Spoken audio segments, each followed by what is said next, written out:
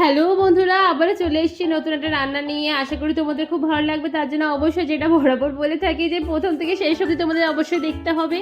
দেখো, আজকে নতুন একটা চিকেনের রেসিপি নিয়ে এসেছি। চিকেন পোস্ত বা পোস্ত চিকেন, যেটাই তোমরা বলো না কেন। প্রথমে এটার জন্য কিছু ভাজা মশলা লাগবে। সেই ভাজা মশলাগুলো তোমরা দেখে নিচ্ছি। প্রথমে ধনেটাকে হালকা ড্রাই রোস্ট করে নিলাম।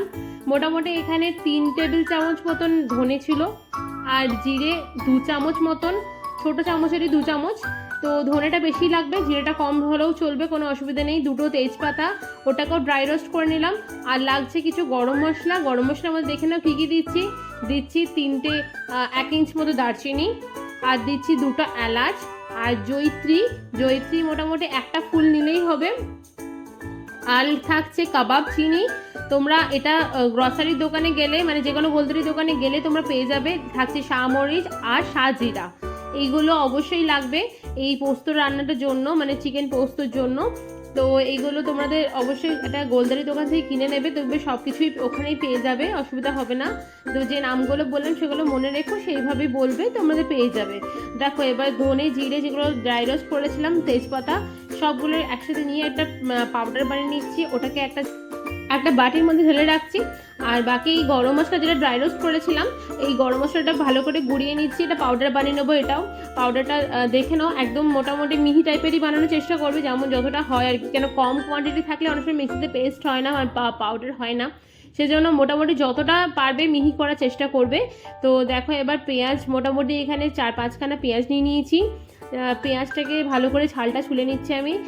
তো প্রত্যেকটা পেঁয়াজে একবারে আমি কী করি, প্রত্যেকটা একবারে নিয়ে একবারে ছালটা ছুলে নিই। রসুন বলো, পেঁয়াজ বলো, সব কটাই ভালো রকম ছাল ছুলে নিচ্ছি।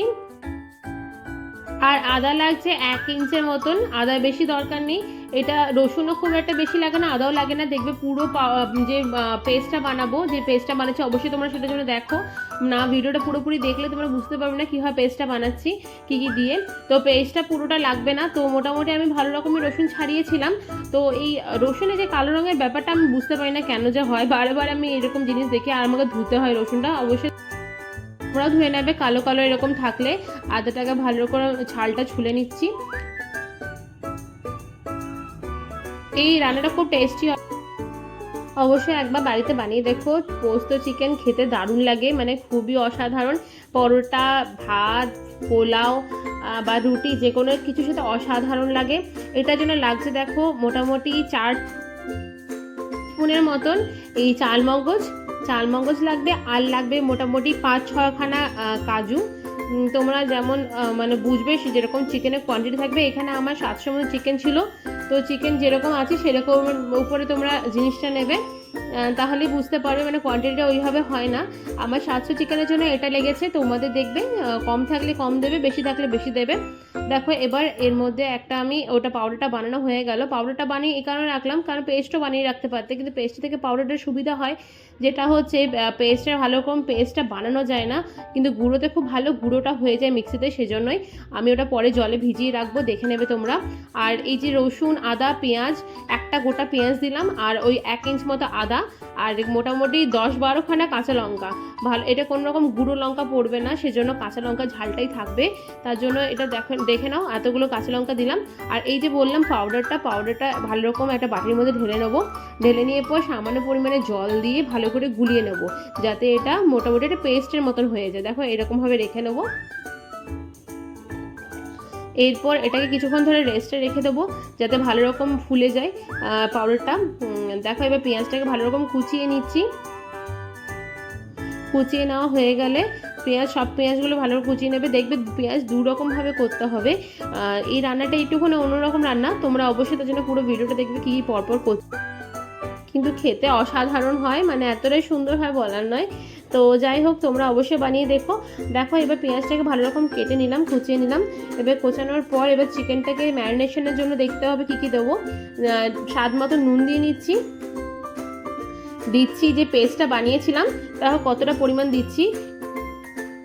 ছোটো চামচে 3-4 চামচ দিলেই হবে। 3 চামচ এখানে দিয়েছি আমি। আর কিন্তু এই পেস্টটা আমার লাগবে না, তোমরা অন্য কোনো রান্নার জন্য এই পেস্টটা রেখে দিয়ে ইউজ করতে পারো। পরে এটা থেকে যাবে ফ্রিজে অনায়াসে 2-3 দিন।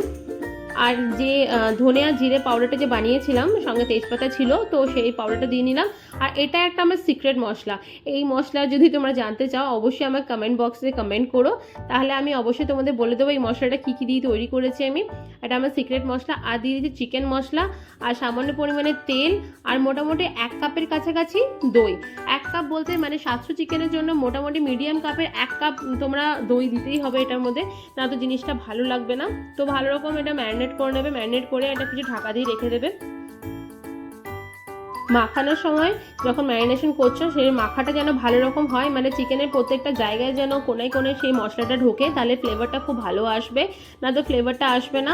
সেজন্য বেশিক্ষণ ধরে ধরো আমি ম্যারিনেট করছি না, এটা যদি তোমরা পারো তাহলে মোটামুটি মিনিমাম 2 ঘন্টা তোমরা ম্যারিনেশন করে রাখতে পারো, তাহলে ফ্লেভারটা খুব ভালো আসবে। বাট আমার কাছে অত টাইম নেই, সেজন্য আমি অত করছি না।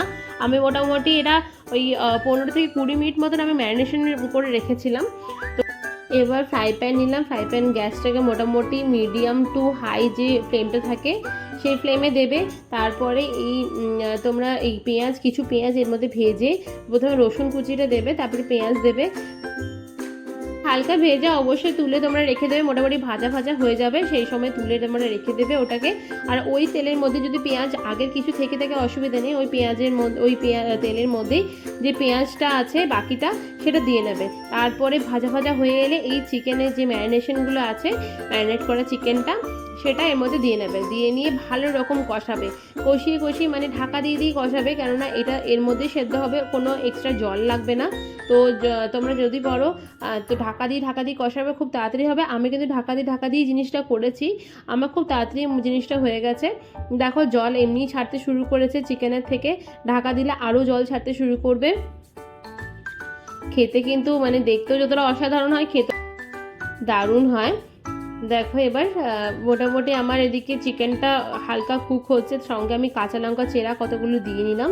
মোটামুটি এখানে 6-7খানা কাঁচা লঙ্কা, যেহেতু পুরো পেস্টটা আমি দিইনি, পেস্টের মধ্যে কাঁচা লঙ্কাটা ছিল, পুরো পেস্টটা দিইনি, তাই ঝালের জিনিসটা ব্যালেন্স করবার জন্য এখানে চিড়ে কিছু কাঁচা লঙ্কা আমি দিয়ে নিলাম। এর সাথে কাঁচা লঙ্কাগুলো সেদ্ধ হয়ে যাবে, খেতে খুব ভালো লাগবে, তোমরা এমনি খাবে সেটাই খুব ভালো লাগবে। দেখো এবার চিকেনটা ভালো রকম জল বেরিয়ে গেছে, ঢাকা দিয়ে দেখো আমি করে নিচ্ছি জিনিসটা, জল ভালো রকম বেরিয়ে গেছে। যে বাকি যে মশলাটা বেঁচে ছিল সেই মশলাটা এবার আমি এর মধ্যে দিয়ে নিচ্ছি, দিয়ে নিয়ে ভালো রকম নাড়িয়ে চাড়িয়ে নেবো চিকেনটা, যাতে তোমার মোটামুটি ভালো রকম গ্রেভিটা হয়ে যায় সেরকমভাবে নাড়িয়ে চাড়িয়ে নেবো। এরপর এটা ঢাকা দিয়ে নিলাম, পাশে আমি পোস্তটা বেটে নিই। পোস্ত মোটামুটি এখানে বড় চামচের, টেবিল চামচের অবশ্যই 4 চামচ পোস্ত নিয়েছি। পোস্তটা ভালো রকম বেটে নিচ্ছি, শিলনোড়ায় বাটবে, কেননা মিহি একমাত্র শিলনোড়াতেই ভালো হয়, সেজন্য আমি শিলনোড়ায় বেটে নিয়েছি। আর স্বাদটাও যেন বেড়ে যায় সেই জন্য শিলনোড়ায় অবশ্যই। আর তোমরা যদি চাও তো মিক্সিতেও বাটতে পারো, তোমাদের মনে হয় যদি মিক্সিতে বাটা তোমাদের জন্য সুবিধা হবে সেটাও করতে পারো।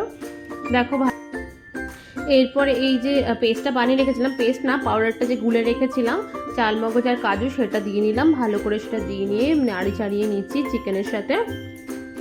এটার জন্য গ্রেভিটা খুব থকথকে হবে, খুব ভালো টেস্টি হবে।